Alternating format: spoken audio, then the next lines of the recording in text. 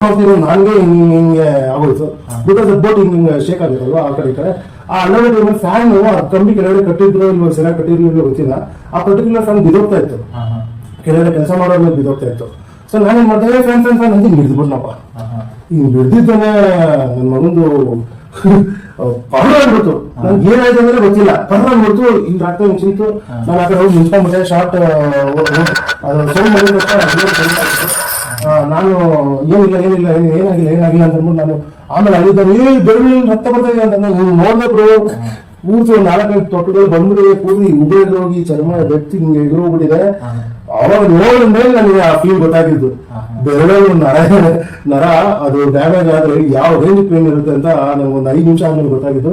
Immediate ಆಗಿ ನಮ್ಮ hero ಓಡ್ ಬಂದು ಓಡ್ ಬಂದು ಏನೋ ಹುಷಾರ ನೋಡ್ಕೊಂಡು ಇಲ್ಲ ಫ್ಯಾನ್ ಹೋಗ್ತಾ ಇತ್ತು, ಹಿಡ್ಕೊಳ್ಬೋದು ನೀವು ಏನೋ ಇದು ಮಾಡ್ತೀರಾ, ಫಸ್ಟ್ ಹಾಸ್ಪಿಟಲ್ ಕರ್ಕೊಂಡು ಹೋಗೋದು ಅಂತ ಅಂದ್ಬಿಟ್ಟು ಕಳಿಸ್ಬಿಟ್ಟು ಆಮೇಲೆ ನಾನು ಅಲ್ಲಿ ಶೂಟಿಂಗ್ ಸ್ಪಾಟ್ ಇಂದ ಯಾರೋ ನಮ್ಮ ಇನ್ಚಾರ್ಜ್ ಇರೋರು ಪ್ರೊಡಕ್ಷನ್ ಮ್ಯಾನೇಜರ್ ಇರ್ತಾರೆ ಬಾಬು ಅಂತ ಅವರು ನನ್ನನ್ನ ಕರ್ಕೊಂಡು ಹಾಸ್ಪಿಟಲ್ ಕರ್ಕೊಂಡು ಹೋದ್ರು. ಆಲ್ರೆಡಿ ಹಿಂಗೆ ಕಾರಲ್ಲಿ ಹಾಸ್ಪಿಟಲ್ ಸ್ವಲ್ಪ ದೂರ ಇದೆ, ಒಂದು ಪ್ರಾಬಬ್ಲಿ ಹಾಫ್ ಅನ್ ಅವರ್ ದೂರ ಇದೆ. ಅದು ರಾಮೋಜಿ ಫಿಲ್ಮ್ ಸಿಟಿ ಒಳಗಡೆ ಇರೋ ಶೂಟಿಂಗು. ಅಲ್ಲಿಂದ ಆಚೆ ಬರೋ ಮೈನ್ ರೋಡ್ ಕನೆಕ್ಟ್ ಆಗೋದಕ್ಕೆ ಹಾಫ್ ಅನ್ ಅವರ್ ಬೇಕು. ಆ ಮೈನ್ ರೋಡ್ ಕನೆಕ್ಟ್ ಆದ್ಮೇಲೆ ಟ್ರಾಫಿಕ್ ಅಲ್ಲಿ ಹಾಸ್ಪಿಟಲ್ಗೆ ಹೋಗೋಷ್ಟೊತ್ತಿಗೆ ಆಲ್ಮೋಸ್ಟ್ 45 ಮಿನಿಟ್ಸ್ ಆಗೋಯ್ತು. ಆ 45 ಮಿನಿಟ್ಸ್ ಬ್ರೋ, ನೀವು ನಂಬ್ತಿರಲ್ಲ, ನನ್ನ ಕಣ್ಣು ಮುಂದೆ ನನ್ನ ಫ್ಯೂಚರ್ ಏನಾಗುತ್ತೆ, ನನಗೆ ಬೆರಳಿಗೆ ಹೋಯ್ತು. ನನಗೆ ಮೇನ್ ಕೆಲಸ ಇರೋದೇ ರೈಟ್ ಹ್ಯಾಂಡ್ ಅಲ್ಲಿ. ಇವಾಗ ನಾನು ಹೇರ್ ಕಟ್ಗೆ ಏನ್ ಮಾಡ್ಕೊಳ್ಳಿ, ನನ್ನ ಲೈಫಲ್ಲಿ ನನಗೆ ನೆಕ್ಸ್ಟ್ ಏನ್ ಮಾಡ್ಕೊಳ್ಳಿ, ಇವಾಗ ಸರಿ ಹೋಗ್ಬಿಟ್ರೆ ಸಾಕು, ನಾನು ಮತ್ತೆ ಮಿಷಿನ್ ಹಿಡಿಯೋದು ಕತ್ರಿ ಹಿಡಿಯೋ ಮಟ್ಟಕ್ಕೆ ಬಂದ್ಬಿಟ್ರೆ ಸಾಕು. ಆ ಪೇನ್ ಇನ್ನೂ ಗೊತ್ತಾಗ್ತಾ ಇಲ್ಲ, ಅನ್ಕಾನ್ಶಿಯಸ್ ಆಗ್ತಾ ಇದೆ ಮೈಂಡ್. ಒಂಥರ ಏನೋ ಬ್ಲಡ್ ಆಗ್ತಾ ಇದೆ ಪೇನ್ ಇಂದನೋ ಅಥವಾ ಬೆರಳುಗಳು ಡ್ಯಾಮೇಜ್ ಆದ್ರೆ ಹಂಗಾಗುತ್ತೆ ಇಲ್ಲ ಗೊತ್ತಿಲ್ಲ. ಬಟ್ ರಕ್ತ ಹೋಗ್ತಾನೆ ಇದೆ, ಬಟ್ಟೆ ಇಲ್ಲ ಇದೆಲ್ಲ ರಕ್ತ, ಅದನ್ನ ಬಟ್ಟೆನೆಲ್ಲ ಅದನ್ನ ಇಟ್ಕೊಂಡಿದೀನಿ, ಅದು ಬರ್ತಾನೆ ಇದೆ, ಬಟ್ಟೆ ನಿಂದು ಆಚೆ ಬರ್ತಾನೆ, ಸುಮಾರು ರಕ್ತ ಆಗುತ್ತೆ ಅದ್ರಲ್ಲಿ. ಅವರು ಬಾಬು ಅಂತ ಅವರು ಮ್ಯಾನೇಜರು, ಏನಾಗಲ್ಲ ಸುಮ್ಮನೆ ಆರಾಮಾಗಿದೆ, ಏನಾಗಲ್ಲ ಸುಮ್ಮನೆ ಯಾಕೆ ಅಷ್ಟು ಟೆನ್ಷನ್ ತಗೊಂಡಿದ್ಯಾ, ಆರಾಮಾಗಿರು ಏನಾಗಿಲ್ಲ ಅಂತ. ನಾನು ಆ ಜರ್ನಿನಲ್ಲಿ ಮತ್ತೆ ನನಗೆ ಯಶ್ ಸರ್ ಇಂದ ನಂಬರ್ ಕಾಲ್ ಬಂದು ಅವರು ತಲೆ ಕೆಡಿಸ್ಕೊಬೇಡ, ನೀನು ಆರಾಮಾಗಿರು, ಹೋಗಿ ತೋರಿಸ್ಕೊ, ನಾನು ನಿಂಗೆ ನೋಡ್ಕೊತೀನಿ, ನೀವೇನು ತಲೆ ಕೆಡಿಸ್ಕೊಬೇಡ, ಆರಾಮಾಗಿ ಮುಗಿಸ್ಕೊಂಡು ನಿಮ್ಗೆ ಬ್ಯಾಂಡೇಜ್ ಕಟ್ಸ್ಕೊಂಡು ಬಾ, ನಾಳೆಯಿಂದ ಮತ್ತೆ ಕೆಲಸ ಮಾಡ್ಬೇಕು ನೀನು, ನೀವೇನು ತಲೆ ಕೆಡಿಸ್ಕೊಬೇಡ, ಯಾವ ವಿಚಾರಕ್ಕೂ ತಲೆ ಕೆಡಿಸ್ಕೊಬೇಡ, ಆರಾಮಾಗಿರ್ತೀನ, ನಿಮ್ಗೇನಾಗಿಲ್ಲ ಅಂತ ಅಂದ್ಬಿಟ್ಟು ಅವರು ಟೆನ್ಷನ್ ಆಗೋಗ್ಬಿಟ್ಟು ನನಗೆ ಅಲ್ಲಿ ಹೇಳಿದ್ದು ಕೆಲಸ ಮಾಡೋರು ಏನು ಹೇಳಿದ್ದು, ನನಗೆ ಅಲ್ಲಿ ಕೆಲಸ ಮಾಡೋರು ಹೇಳಿದ್ದು ಏನು ಅಂತಂದ್ರೆ, ನೀವು ನನಗೆ ಡ್ಯಾಮೇಜ್ ಮಾಡ್ಕೊಂಡು ಹೋದ್ಮೇಲೆ ಸರ್ ಶೂಟಿಂಗ್ ಶಾಪೇ ಮಾಡ್ಬಿಟ್ರು, ಒಂದು 1 hour 2 hours ಬ್ರೇಕ್ ತಗೊಂಡ್ಬಿಟ್ರು. ಅವರು ನಿಮ್ ವಿಷಯ ಗೊತ್ತಾಗೋ ತನಕ ನಾನು ಮಾಡಕ್ಕಾಗಲ್ಲ, ಪಾಪ ಹುಡುಗಿಗೆ ಹಂಗಾಯ್ತು ಅಂತ ಅಂದ್ಬಿಟ್ಟು ತುಂಬಾ ಬೇಜಾರಾಗೋಗ್ಬಿಟ್ರು. ಆ ಪರ್ಟಿಕ್ಯುಲರ್ ಶಾರ್ಟ್ ತೆಗೆಯೋದಕ್ಕೆ ಸ್ವಲ್ಪ ಟೈಮ್ ತಗೊಂಡು ಮಾಡಿದ್ರು ಅಂತ ಹೇಳಿದ್ರು. ನನಗೆ ಅಲ್ಲೆಲ್ಲ ಪರವಾಗಿಲ್ಲಪ್ಪ, ನನಗೂ ಒಬ್ಬ ಸೆಲೆಬ್ರಿಟಿ ಆಗಿರೋ ಹೀರೋ ಎಷ್ಟು ಮಾಡಿರೋರು ನನ್ನ ಬಗ್ಗೆ ಅಷ್ಟು ಕನ್ಸರ್ನ್ ತಗೊಂತಾ ಇದ್ದಾರೆ. ಪ್ರಾಬಬ್ಲಿ ನಾನೇ ಅಂತಲ್ಲ, ಯಾರಿಗಾಗಿದ್ರು ಒಂದು ಮನುಷ್ಯನ ಪಾಯಿಂಟ್ ಆಫ್ ವ್ಯೂ ನಲ್ಲಿ ಸ್ವಲ್ಪ ಕನ್ಸರ್ನ್ ಇದ್ದೇ ಇರುತ್ತೆ. ಸೊ ಅವರು ನನಗೆ ಕಾಲ್ ಮಾಡಿ ನಾನು ಸರಿ ಹೋಗೋದು ಇಲ್ವೋ ಅಂತ ತಿಳ್ಕೊಳ್ಳೋರ್ಗು ಬಿಟ್ಟೇ ಇಲ್ಲ. ಅವರು ಪ್ರೊಡಕ್ಷನ್ ಮ್ಯಾನೇಜರ್ ಅವ್ರ ಜೊತೆ ಕಂಟಿನ್ಯೂಸ್ ಟಚ್ ಅಲ್ಲೇ ಇದ್ರು, ಹಿಂಗಿದ್ದಾನೆ ಏನಾಯ್ತು ಅಂತ. ನನಗಲ್ಲಿ ಇದು ಕೊಟ್ಟರು ಇಂಜೆಕ್ಷನ್, ಸ್ವಲ್ಪ ನಿದ್ದೆ ಬಂಗಾಯ್ತು, ಆಮೇಲೆ ರೆಸ್ಟ್ ಮಾಡಿ ಅಂತಂದ್ರು. ಆಮೇಲೆ ಇಲ್ಲ ಶೂಟಿಂಗ್ ಹೋಗ್ಬೇಕು ಅಂತ ಅಂದ್ಬಿಟ್ಟು ಎದ್ಬಿಟ್ಟೆ. ಒಂದು 10 minutes ಸುಮ್ಮನೆ ಲ್ಯಾಪ್ ತಗೊಂಡಂಗಾಯ್ತು. ಬಟ್ ಆ ಪೇಯ್ನಿಂಗ್ ನನಗೆ ಆಗಲಿಲ್ಲ, ನಿದ್ದೆನೂ ಬಂದಿಲ್ಲ. ಇಮಿಡಿಯೇಟ್ ಆಗಿ ಬಟ್ಟೆ ಬ್ಯಾಂಡೇಜ್ ಕಟ್ಸ್ಕೊಂಡು ಅದನ್ನ ಬ್ಯಾಕ್ ತರ ಕೊಟ್ಟಿದ್ರು, ಅದನ್ನ ಕಟ್ ಹಾಕೊಂಡು. ಯಾಕಂದ್ರೆ ಕೈ ನಮ್ಮ ಬೆರಳುಗಳಿದೆಯಲ್ಲ ಬ್ರೋ, ನನಗೆ ಅವತ್ತು ಗೊತ್ತಾಗಿದ್ದು, ನಮ್ಮ ಬೆರಳುಗಳು ಏನಾದ್ರು ಹಿಂಗೆ ಓಪನ್ ಆಗೋದೆ, ನೀವು ಕೆಳಗಡೆ ಕೈ ಬಿಟ್ರೆ nail is the only thing which will stop your blood flow. So ಆ ಬ್ಲಡ್ ಫ್ಲೋ ಮಾಡಕ್ ಪರ್ಟಿಕ್ಯುಲರ್ ಅಲ್ಲಿ ಇದಿಲ್ಲ, ನೇಲಿಲ್ಲ, ಇಲ್ಲಿ ಹಿಂಗೆ ಇರಬೇಕು, ಮೇಲಿಗೆ ಇರಬೇಕು. So that the blood will stayed out, ಅದು ಬ್ಲಡ್ ಕೆಳಗಡೆ ಇರುತ್ತೆ. ಇನ್ನು ಬಿಟ್ಟಾಗ ರಕ್ತ ಕೆಳಗಡೆ ಫ್ಲೋ ಆಗುತ್ತೆ. ಆ ಕೆಳಗಡೆ ಬಿಟ್ಟಾಗ ಪೇನ್ ಈಗಲೂ ನಿಲ್ಸ್ಕೊಂಡು ನಾನು ನೋಡ್ತಾ ಇದೆ. ಆ ರೇಂಜ್ ಇರುತ್ತೆ ಅದು, ರಕ್ತ ಬಂದು ಹಿಂಗೆ ಓಡಾಡೋ ತರ ಫೀಲ್ ಆದಾಗ ಮಾಂಸ ಇದು. ಬಟ್ ಹಿಂಗೆ ಇಟ್ಕೊಂಡಿರ್ತಿದ್ದೆ, ಊಟ ಲೆಫ್ಟ್ ಹ್ಯಾಂಡ್ ಅಲ್ಲಿ ಮಾಡ್ತಾ ಇದ್ದೆ. ಬಂದೆ ವಾಪಸ್ ಬಂದು ಶೂಟಿಂಗ್ ಬಂದೆ, ಅವ್ರು ನೋಡ್ಬಿಟ್ಟು ಹೊಡೆಯಕ್ಕೆ ಬಂದ್ಬಿಟ್ಟು ನೋಡ್ಕೊಳ್ಳೋದಲ್ಲ ನಾವು ಕೈ ತುಂಬಿಟ್ರು ಅನ್ನೋದಿಲ್ಲ, ಬೈದು ಹುಷಾರಾಗಿರ್ಬೇಕು, ನೀನೇನಕ್ಕೆ ಮಾಡಿದೆ, ನೀನೇನಕ್ಕೆ ಹೋಗ್ತಾ ಇದ್ದಲ್ಲ, ಅವ್ರು ಇರ್ತಾರ ನಾನು ಕೆಲಸ ಮಾಡೋರು, ಅವ್ರು ನೋಡ್ಕೊಂಡ್ರೆ ನೀನೇನಕ್ಕಿಲ್ಲ, ಅದು ಸಡನ್ ಆಗಿ ನನಗೆ ನನ್ನ ಕಣ್ಣು ನನಗೆ ಇದಾಗ್ತಾ ಇತ್ತಲ್ವಾ, ಫ್ಯಾನ್ ಅಂತ ಹಿಂಗೆ ಅಂದಿದ್ದು ಅಷ್ಟೇ. ಬಟ್ ಅದ್ರಲ್ಲಿ ಬೆರಳು ಒಳಗಡೆ ಹೊರಟು ನನಗೆ ಗೊತ್ತಾಗಿಲ್ಲ. ಕೆಳಗಡೆ ಆಲ್ರೆಡಿ ಅವರು ಓಟ್ ಅಲ್ಲಾಡ್ಸಿರೋರೆಲ್ಲ ಕೆಳಗಡೆ ಕೂತಿದ್ದಾರೆ. ಆಮೇಲೆ ಬಿದ್ದೋಗ್ಬಿಡ್ತಲ್ಲ ಅಂತ ಅಂದ್ಬಿಟ್ಟು ಹಿಂಗೆ ಕೈ ಹಿಂಗೆ ಹಿಡ್ಕೊಳಕ್ ಹೋಗಿದ್ದಷ್ಟೇ, ನನ್ನ ಬೆರಳು ಒಳಗಡೆ ಹೋಗ್ತಂತ ನನಗೆ ಐಡಿಯಾ ಇರಲಿಲ್ಲ ಅಂತಂದ್ರೆ. ಆದ್ರೂ ಹುಷಾರಾಗು ರೂಮ್ ಅಲ್ಲಿ ರೆಸ್ಟ್ ಮಾಡೋ ಏನು ಪರವಾಗಿಲ್ಲ ಹೋಗಿ ರೂಮ್ ಅಂತ ಕಳಿಸ್ಬಿಟ್ರು. ಆಮೇಲೆ ರೂಮ್ ಬಂದ್ಮೇಲೆ ನಿದ್ದೆ ಬಂದ್ಬಿಡ್ತಿದ್ರು. ಅದು ಅಟ್ಲೀಸ್ಟ್ ಪರವಾಗಿಲ್ಲಪ್ಪ ನನಗೆ ಬೈತಾರೋ ಏನಂತಾರೋ ನಾನು ಕಳಿಸ್ಬಿಡ್ತಾರೇನೋ ಏನೋ ತಪ್ಪಾಗ್ಬಿಟ್ಟೆ ನಾನು ನನ್ನಿಂದ ಏನಾಗೋಯ್ತು ಅಲ್ಲಿ ಶೂಟಿಂಗು ಶೂಟಿಂಗ್ ನಿಂತೋಯ್ತೇನೋ ಅಥವಾ ಏನಾದ್ರು ಕಾಂಟ್ರವರ್ಸಿ ಆಗೋಗ್ಬಿಡುತ್ತೇನೋ ಇದು ಇವಾಗ ನನ್ನಿಂದ ಏನಾದ್ರು ದೊಡ್ಡ ನ್ಯೂಸ್ ಆಗೋಗ್ಬಿಡುತ್ತೇನೋ ಅಂತ ತುಂಬ ಬೆಳೆದಿದ್ದೆ. ಆಮೇಲೆ ರೂಮ್ ಬಂದಾಗ ನಮ್ಮಮ್ಮ ಫೋನ್ನಾಗ ಹೇಳಿದೆ, ನಮ್ಮಮ್ಮ ಅಂತೂ ಬರೋ ಅಂತ ಹತ್ಕೊಂಡ್ಬಿಟ್ಟು ಆಗೋಯ್ತು ಮಮ್ಮಿ ಅಂತಂದರೆ ವಿಡಿಯೋ ಕಾಲ್ ಮಾಡಿ ತೋರಿಸು ಅಂತ ಒಳ್ಳೆ ವಿಷಯ ಕೊಟ್ಟರು. ತೋರಿಸ್ದೆ. ಬಟ್ ಬ್ಯಾಂಡೇಜ್ ಹಾಕಿದ್ರು, ಬರೋ ಹಚ್ಕೊಂಡು ಕಣ್ಣ ನೀರು ಹಾಕಿ ಅವರು ಫುಲ್ ಕೋಪ ಬಂದ್ಬಿಡ್ತು ಅವ್ರಿಗೆ. ನಮ್ಮ ಮಗನಿಗೆ ಬೆರಳು ಮೀನು ಕೈ ಮೀನು ಅಂಥದ್ರಲ್ಲಿ ಲೈಫ್ ಹಿಂಗೆ ಹೆಂಗೆ ಅಂತ ಅಂದ್ಕೊಂಡು ಅವರು ಶೂಟಿಂಗ್ ಮಾಡಬೇಡ ಏನು ಮಾಡಬೇಡ ಬಂದ್ಬಿಡು ಮನೆಗೆ ನೀನು ಏನು ಪರವಾಗಿಲ್ಲ ನೋಡ್ಕೊಂತ ನೀನು ಬಾ ಫಸ್ಟ್ ಏನಕ್ಕೆ ಹುಷಾರಾಗಿರ್ಬೇಕು ಅಂತಾನೆ. ಮಕ್ಕಳು ಏನಾದ್ರು ಆದರೆ ತಾಯಿಯಂದ್ರಿಗೆ ಏನೋ ನಿಮ್ಗೆ ಗೊತ್ತಾಗಲ್ಲ. ಅದು ಆ ಲೆವೆಲ್ ಎಮೋಷನಲ್ ಮಾತ್ರ ನನ್ನ ಲೈಫಲ್ಲಿ ನಮ್ಮಮ್ಮ ಅವನಿಗೆ ಹಚ್ಚಿರೋದು ಹಂಗೆ ಬೇಜಾರು ಮಾಡ್ಕೊಂಡ್ರು. ನಾನು ಯಾವತ್ತೂ ನೋಡಿಲ್ಲ. ಅವ್ರಿಗೆ ನಂಗೊಂಥರ ಬೇಜಾರಾಗೋಯ್ತು. ಸೊ ಏನೋ ಮಾಡ್ಕೊಂಡ್ಬಂದಲ್ಲ ನನಗೆ ಹಾಕ್ಬೇಕು ಸರಿ ಅಂತ ಏನೋ ಟೈಮ್ ಇತ್ತು ಹಂಗಾಯಿತು. ಆಮೇಲೆ ಸುಮಾರು 1 ಮಂತ್ ನಾನು ಮನೇಲೇ ಇದ್ದೆ. ವಾಪಸ್ ಬಂದು ಶೂಟಿಂಗ್ ಮುಗಿಸ್ಕೊಂಡು 1 ಮಂತ್ ಮನೇಲೇ ಇದ್ದೆ.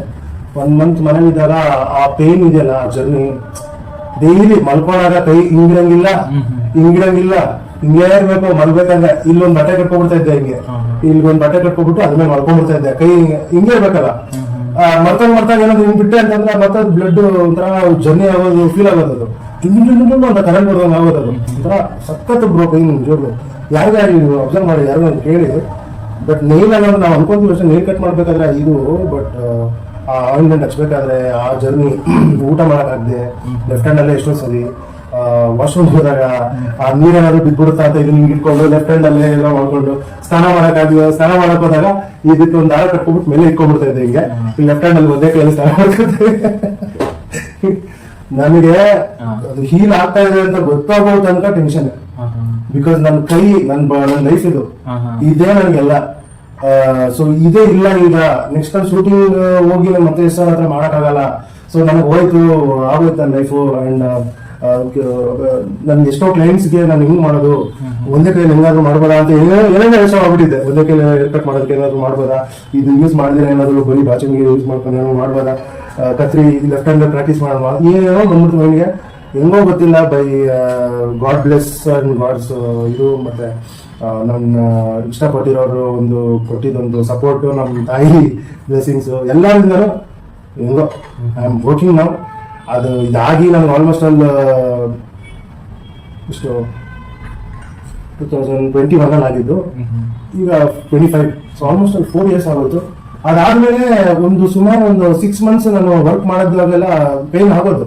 ಹಿಂಗೆ ಸೀಸನ್ ಮೂವ್ಮೆಂಟ್ ಮಾಡ್ಬೇಕಂದ್ರೆ ಸ್ವಲ್ಪ ಈಗ ಸೀಸನ್ ಬೇಸಿಕಲಿ ನಾವು ಇಟ್ಕೊಂತೀವಿ, ಹಿಂಗ್ ಇಟ್ಕೊಂತೀವಲ್ವಾ, ಹಿಂಗ್ ಇಟ್ಕೊಂಡಾಗ ಇದೇ ನಮಗೆ ಇದು ಗ್ರಿಪ್. ಸೊ ಇದನ್ನ ಬಿಟ್ಟು ನಿಮ್ಗೆ ಮಾಡ್ತೀನಿ ಅಂತಂದ್ರೆ ಸೀಸನ್ ಅಲ್ಲಾಡುತ್ತೆ. ಇದು ನಿಮ್ಗೆ ಗಟ್ಟಿಗೆ ಇಟ್ಕೊಂಡ್ರೆ ನಾವು ಮೂವ್ಮೆಂಟ್ ಮಾಡೋಕ್ಕಾಗೋದು. ಸೊ ಇದು ಪ್ರೆಷರ್ ಕೊಡಕ್ ಆಗ್ತಿರ್ಲಿಲ್ಲ. ಇವಾಗ ಎಕ್ಸಾಂಪಲ್ ಇದನ್ನ ಇಟ್ಕೊಂಡು ಹಿಂಗ್ ಮಾಡಿದ್ರು ಕೂಡ ಎರಡೇ ಬೆಳ್ಳಾಗ ಆಗಲ್ಲ. ಹಿಂಗೆ ಇದನ್ನ ಇಟ್ಕೊಂಡು ಮಾಡ್ತೀನಿ ಅಂತಂದ್ರೆ ಇದೇ ಪೇನ್.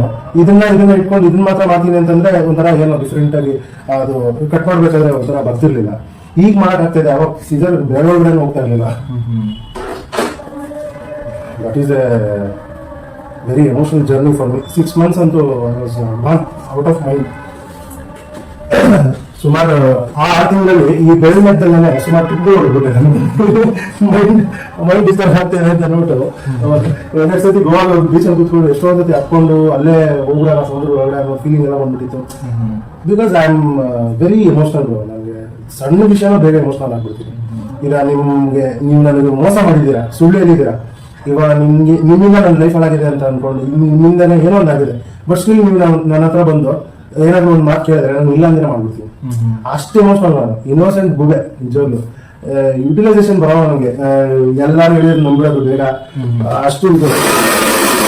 ಬಟ್ ಸ್ಮಾರ್ಟ್ ಇದ್ದೀನಿ. ಸಿಚುವೇಶನ್ ಹ್ಯಾಂಡಲ್ ಮಾಡೋಷ್ಟು ಕಿಲಾಡಿ ನನ್ನಷ್ಟು ಪ್ರಾಬಬ್ಲಿ ನನ್ಗೆ ಗೊತ್ತಿರಂಗೆ ನನಗೆ ಒಂಥರ ಹೆಮ್ಮೆ ಆಗುತ್ತೆ ಸಿಚುವೇಶನ್ ಹ್ಯಾಂಡಲ್ ಮಾಡೋದು. ಬಟ್ ಎಮೋಷನಲ್ ಜಾಸ್ತಿ ಆ ಟೈಮಲ್ಲಿ. ಪ್ರಾಬಬ್ಲಿ ನನ್ನ ಜಾಗದಲ್ಲಿ ಯಾವ ಹುಡುಗ ಇದ್ದಿದ್ರು ಪ್ರಾಬಬ್ಲಿ ಹಿಂಗ್ ಫೇಸ್ ಮಾಡ್ತಿದ್ದ ಏನೋ ಗೊತ್ತಿಲ್ಲ ನನಗೆ. ಇನ್ ಕೇಸ್ ಬೇರೆ ಆಗಿದ್ರೆ ಏನ್ ಮಾಡ್ತಿದ್ರು, ಹಿಂಗೆ ಅವರು ಇದು ಮಾಡ್ತಿದ್ರು ಅನ್ನೋದು ತಿಳ್ಕೊಬೇಕು. ಸೊ ದಟ್ ನನಗೆ ನಾನು ಮಾಡಿದ್ ಸರಿನಾ ತಪ್ಪು ಅನ್ನೋದು ಗೊತ್ತಿಲ್ಲ. ಈಗ ನಿಮ್ಮಂದನೇ ಒಬ್ಬ ಫ್ಯಾಮಿಲಿ ಹೋಗ್ತಿದ್ರೆ ನೀವೇ ನಡೀತೀರಾ ಹೋಗೋದೇ ತಲೆಗೆ ಹೋಗ್ತೀರಾ ನಂಗೆ ಬೇಕಪ್ಪ ಅಂತ ಅಂದ್ಬಿಟ್ಟು ಹಿಂಗೆ ಅನ್ನಕ್ಕಾಗತ್ತಾ ಅದು ಆಟೋಮೆಟಿಕ್ ಆಗಿ ಫ್ಯಾನ್ ಹಿಂಗೆ ಇಟ್ಕೊಂಡ್ಬಿಡೋದು ಇವಾಗ ಏನೋ ಮೊಬೈಲ್ ಬೀಳ್ತದೆ ಕೈ ಆಟೋಮೆಟಿಕ್ ಹೋಗ್ಬಿಡ್ತದೆ. ಇದು ನಿಮ್ಗೆ ಹಂಗಾಯ್ತಲ್ಲ ಎಕ್ಸಿಡೆಂಟ್ ಆಯ್ತಲ್ಲ ಬೆಳ್ಳು ಹಂಗಾಗಿರೋದಾಗ ಯಶ್ ಬಾಸ್ ಅವರು ಫೈನಾನ್ಷಿಯಲ್ ಏನಾರ ಹೆಲ್ಪ್ ಮಾಡಿದ್ರೆ ಇಲ್ಲಾಂದ್ರೆ ಲೈಕ್ ಅದೇ ಹಾಸ್ಪಿಟಲ್ ಮನೆಗೆ ಬಂದಾಗ ಏನಂತ ಕೇರ್ ಮಾಡಿದ್ರ ಅಂತ ಏನಾಗಿದೆ ಅಂತ? ಮನೆಗೆ ಬಂದ್ಮೇಲೆ ಒಂದು ವಾಟ್ಸಪ್ ಮಾಡಿದ್ರು ಹೇಗಿದೆ ಅಂತ. ಆಮೇಲೆ ಅವ್ರು ಬ್ಯುಸಿ ಆಗೋದು ಅನ್ಸುತ್ತೆ. ಸೊ ನಾನು ಮಾಡಿದ್ದೆ ಬಿಡಿ ಅದೆಲ್ಲ ಹಳೆ ಕತೆ. ಅದು ಇವಾಗ ಎಷ್ಟು ಹೇಳ್ಕೊಂಡ್ರು ಅದು ಚೇಂಜ್ ಆಗಲ್ವಲ್ಲ. ನಿಮ್ಮ ಮಮ್ಮಿ ಏನಾದ್ರು ನಮ್ಮ ಮನೆಗೆ ಅಂದರೆ ಅದು ಒಂಥರ ಆಗಿದ್ರೆ ರೋಡಿಗೆ ತರಿಸ್ಬಿಡ್ತೀವಿ ನಾವು. ಇಲ್ಲ ಆ ಟೈಮಲ್ಲಿ ನನಗೂ ಭಯ ಇತ್ತು. ಓಕೆನಾ, ಅದು 0 ಫೀಡ್ ಇದು ಈ ಥರ ಇಟ್ಕೊಳ್ಳಿ ಚೆನ್ನಾಗಿದೆ.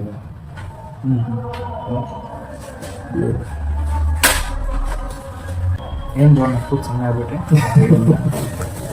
ಬ್ರೋ ಯಾವುದೇ ತಾಯಿಗೆ ನೋವು ಆಗುತ್ತೆ. ಸೊ ಆ ಟೈಮಲ್ಲಿ ನಮ್ಮ ಅಮ್ಮಗೆ ಆಗಿದ್ದು ಬೇಜಾರು. ಅವರು ನನಗೆ ನನ್ನ ಮಗನಿಗೆ ಏನೋ ಆಗೋಯ್ತು ಅನ್ನೋ ಒಂದು ಪೇನ್ ಇತ್ತು. ನಾನು ಅದು ಸುಮಾರು ವಿಷಯಗಳನ್ನ ಎಲ್ಲರಿಗೂ ಹೇಳ್ಕೊಳಕ್ಕಾಗಲ್ಲ, ಬಿಕಾಸ್ ಅದು ಪರ್ಸನಲ್ ವಿಚಾರಗಳಾಗೋಗುತ್ತೆ. ಆಬ್ವಿಯಸ್ಲಿ ತುಂಬಾ ಬೇಜಾರಾಗಿತ್ತು, ಅಳ್ತರು. ನಾನು ಸುಮಾರು ಸತಿ ಊಟ ತಿನ್ಸಿದ್ರು. ನನಗೆ ತಿನ್ನಕ್ ಆಗ್ತಿರ್ಲಿಲ್ಲ, ಲೆಫ್ಟ್ ಹ್ಯಾಂಡ್ ತಿಂತಿದ್ದೆ. ಅವರು ಸುಮಾರು ಸತಿ ನನಗೆ ಊಟ ಮಾಡಿಸಿದ್ರು. ನನಗೆ ಕ್ರೀಮ್ ಹಚ್ಚಿದಾಗ ಸುಮಾರು ಸತಿ ಹತ್ಕೊಂಡ್ವಿ ಇಬ್ರು ಒಟ್ಟಿಗೆ. ಬಿಕಾಸ್ ಅದು ಆಕಸ್ಮಿಕವಾಗಿ ಆಗೋಯ್ತು. ನೋ ಬಡಿ ಪ್ಲಾನ್ ಅಂಡ್ ಡಿಡ್ ಇಟ್. ಯಾರಾದ್ರೂ ಬೇಕು ಅಂತ ನನಗೆ ಬಂದು ಒಡಿಸಿಲ್ಲ, ಇಲ್ಲ ನಾನು ಹೋಗ್ಬಿಟ್ಟು ಬೇಕಂತ ಇಕ್ಕಿಲ್ಲ. ಆಕಸ್ಮಿಕವಾಗಿ ಆಗೋಯ್ತು. ನನ್ನ ಮಗನಿಗೆ ಹಿಂಗೆ ಯಾಕಾಯ್ತು, ನನ್ನ ಇವಾಗ ಇವನ್ ನಂಬ್ಕೊಂಡೆ ನಾವಿದ್ದೀವಿ, ಈಗ ಹಿಂಗಾಗೋಯ್ತಲ್ವಾ, ಇವಾಗ ನಮ್ಗೆ ಯಾರು ಜವಾಬ್ದಾರಿ ತಗೊಳ್ಳೋದಿಲ್ಲ, ನಮ್ಗೆ ಏನಾದ್ರು ಹೆಲ್ಪ್ ಬರುತ್ತಾ ಅದು ಇದು ಅಂತ. ಸೊ ಆಗ ಇನ್ನ ಪೇಮೆಂಟ್ ಕೂಡ ಬಂದಿರಲಿಲ್ಲ ಸ್ಟೂಡೆಂಟ್ದು. ಸೊ ಅವ್ರ ಹತ್ರನೂ ಇರಲಿಲ್ಲ ಅಮೌಂಟು. ಸೊ ತುಂಬ ಆಯಿತು, ಒಂದು ಫೇಸ್ ನಡೆದೋಯ್ತು ಅದು ಹಿಂಗೆ ಹೇಳಿ. ಬಟ್ ಲೈಫಲ್ಲಿ ಕಲ್ತಿದ್ದು ಒಂದು ಅಂತಂದ್ರೆ, ನಾನೊಬ್ಬ ಹೇರ್ ಸ್ಟೈಲಿಸ್ಟ್ ಆಗಿ ನನಗೆ ಕೈಗಳಲ್ಲಿರೋ ಈ 10 ಬೆರಳು ಎಷ್ಟು ಇಂಪಾರ್ಟೆಂಟ್ ಅನ್ನೋದು ಅದೊಂದು ದೇವ್ರ ಪಾಠ ಕಲಿಸ್ತಾರೆ ನಾನು.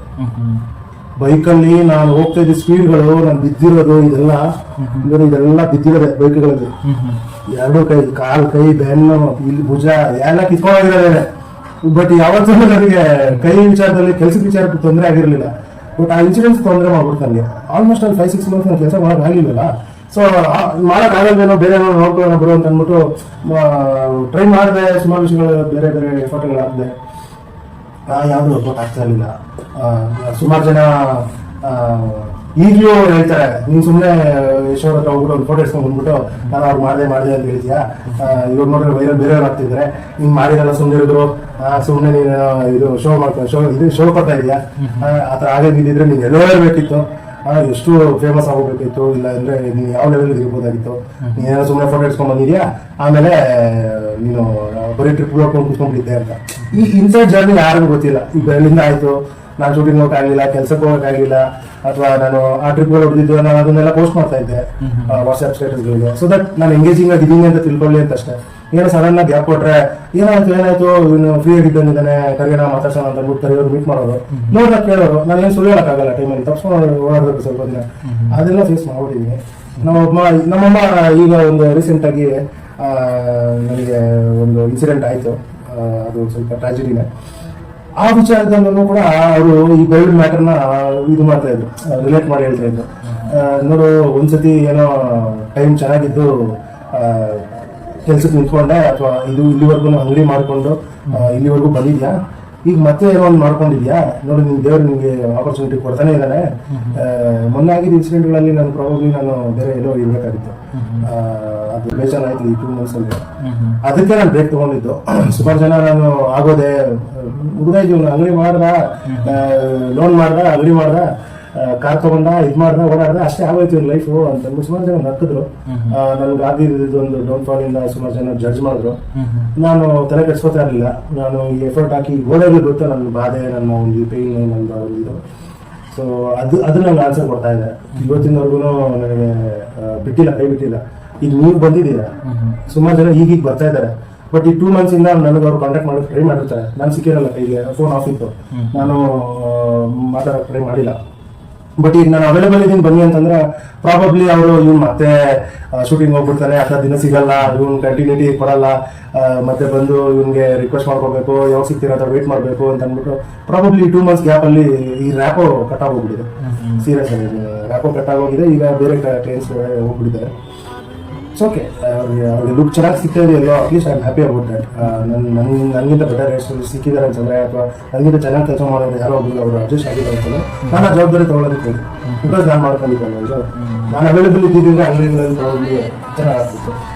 ಗೊತ್ತಿಲ್ಲ, ಆ ರೀಚ್ ಇಲ್ಲ ಅನ್ನೋ ಒಂದು ಬಿಡಿ. Thank you so much. ನಮ್ಮ ಒಂದು ಈಗ ಹೇರ್ ಕಟ್ಟೆ ನನಗೆ ಒಂದು ಒಳ್ಳೆ ಮೆಮೊರೀಸ್ಗಳನ್ನ ಕ್ರಿಯೇಟ್ ಮಾಡ್ತೀವಿ ಅಂತ ಎಲ್ಲ ಒಂಥರ ರಿವೈಂಡ್ ಆಯ್ತು. Thank you for asking.